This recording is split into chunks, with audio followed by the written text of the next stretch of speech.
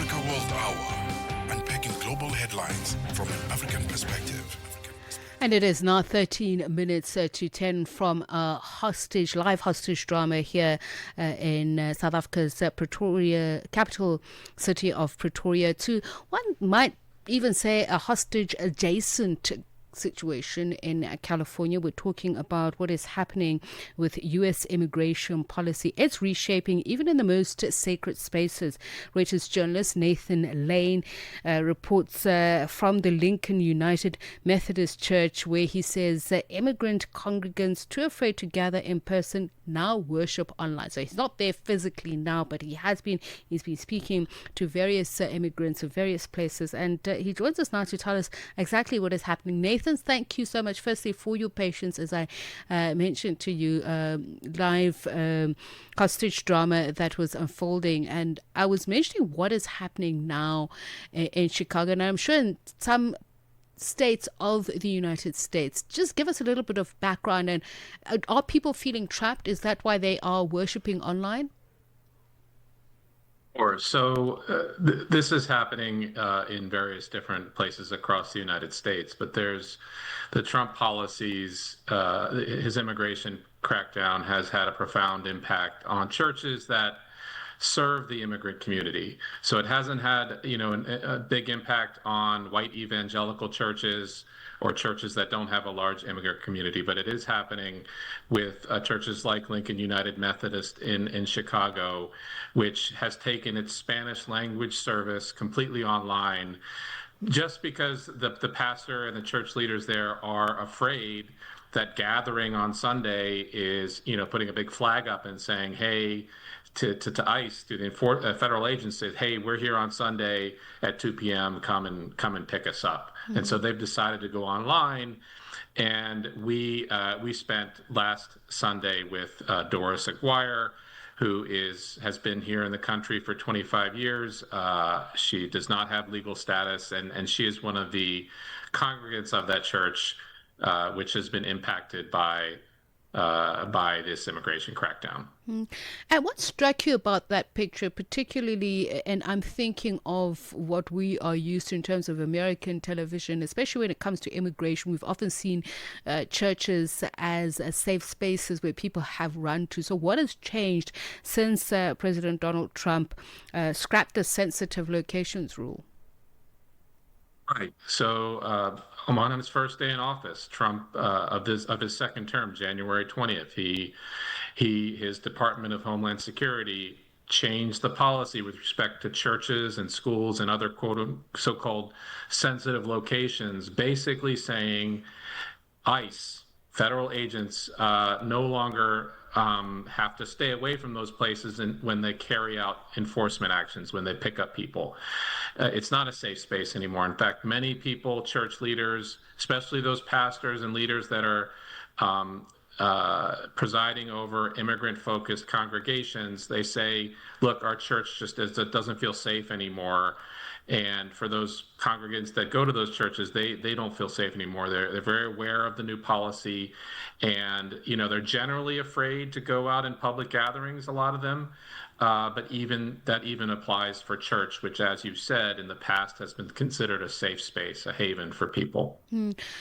What is happening in other states? As you say, this is a picture pretty much throughout the United States. I think you said you've been in Illinois. What is happening in states like Texas, perhaps Los Angeles? Are there drop-in churches or churches sending communion sacraments to homes? And how sustainable is that? Right. Well, some churches, and I don't want to say that this is very widespread, but I did speak to several pastors and church leaders who said things have, gotten so, the attendance has dropped so precipitously that they feel that they're wanting to take communion to people's homes. It's not just communion; they might be visiting for some other reason or just to check in on those people, on those congregants, but they're taking that extra step of bringing Holy Communion, the sacrament, to people's homes, to carry that forward in this environment. Mm-hmm. And places like Los Angeles, are no doubt regarded as immigrant hubs. And you say it's not necessarily everywhere, but there is a sense of fear. I know, speaking to a friend who was in Atlanta, who was saying that she's literally seen people riding bikes who've been detained off, taken off their bikes and detained immediately because they are suspected or are immigrants. So how dangerous is it? And I just want to understand what exactly this means. Does it violate religious rights? And is anybody taking that up legally? So a group of churches, a cross section of churches, mostly kind of progressive or left-leaning churches, have filed a lawsuit, and that lawsuit is ongoing. So we don't know how it will play out, but they are asserting First Amendment a claim, basically saying that this, by targeting churches and other sensitive locations, you're having a chilling effect, and that's causing people to fear going to church, and that is violating their, the free exercise of religion. So that legal principle is very much at play, but it has not been adjudicated yet. So we'll see how that plays out. And obviously, this for President Donald Trump is an instrument of political victory, in the sense that he has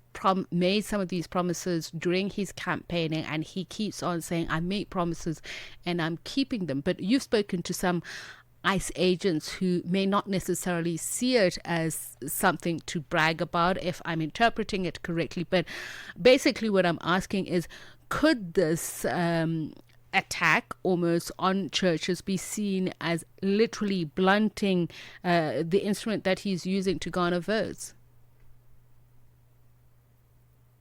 I'll just address, I think, Trump, I covered the Trump campaign, so a lot of what he is doing is not a surprise to me and shouldn't be a surprise at all to the people that voted for him. However, with respect to immigration enforcement, the rhetoric was very much focused on violent criminals. So people that are here illegally and have gang ties or have committed a violent crime, we're going to go after them. We're going to target them. But what the data is showing is that there's a growing number of people that, yes, they're here illegally, but they're being picked up with no real criminal record other than their immigrant violations. So that's why I think, especially for this piece on churches, it was really two things. It was this change in policy where, for ICE agents, basically saying you can go into churches, you can go into schools, or you can look at them when you're carrying out enforcement actions. That's one thing. The second thing is this kind of indiscriminate enforcement. So it's not really just the people, violent criminals and gang members and things like that. It's just regular people, like someone like Doris Aguirre, who we featured in this piece, who has no apparent criminal record other than that she's been here 25 years without legal status. And so that really is those two things, with at least respect to the church, but also I think society more broadly, that's what is really spreading the fear. And speaking of fear and of the possibility of political toxicity, if there's such a thing in viewing this matter, would there then be an intersection where religion and immigration converge or change in the near future? Well, if I understand your question correctly, at this point, what we found, at least so far in reporting, is that the more progressive-leaning churches are talking about this. The pastors are talking about it in their sermons, and they're talking about it,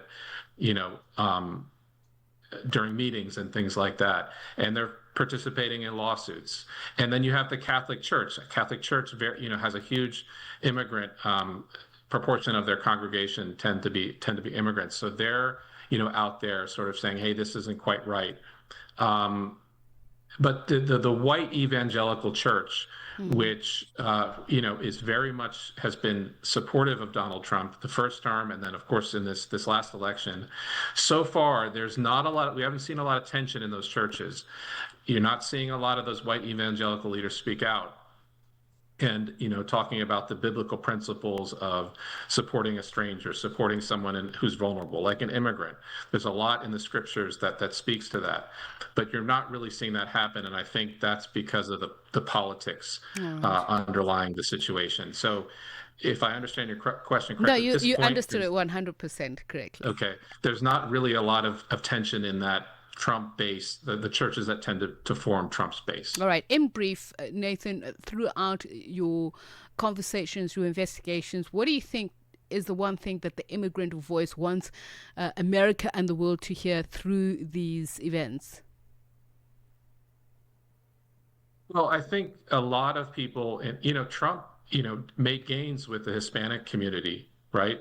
In the last election, and what you hear over and over from people is that people that supported Trump, right? They could get behind this idea that Trump was going to take the criminals, the violent criminals, the gang members, and get them out of the country.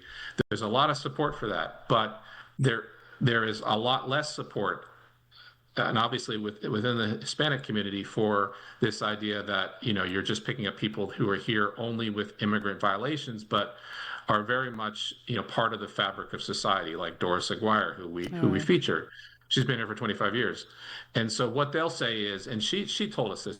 She said, "Look, she said, I want to say to Donald Trump is, we're not all criminals, we're not all gang members. A lot of us are law-abiding members of society, and we just want to stay here and live our lives and contribute to the society." And so that's what I hear a lot when I talk to people. Nathan, thank you so much for speaking to us. Much appreciated, and your patience. Reuters journalist Nathan Layne just bring us the human aspect, the human story of what is happening with regards to immigration enforcement in the United States. Bringing this time to 9:50. Let's find out what's coming up on African Diaries with Shayla and Dikumana. Shayla?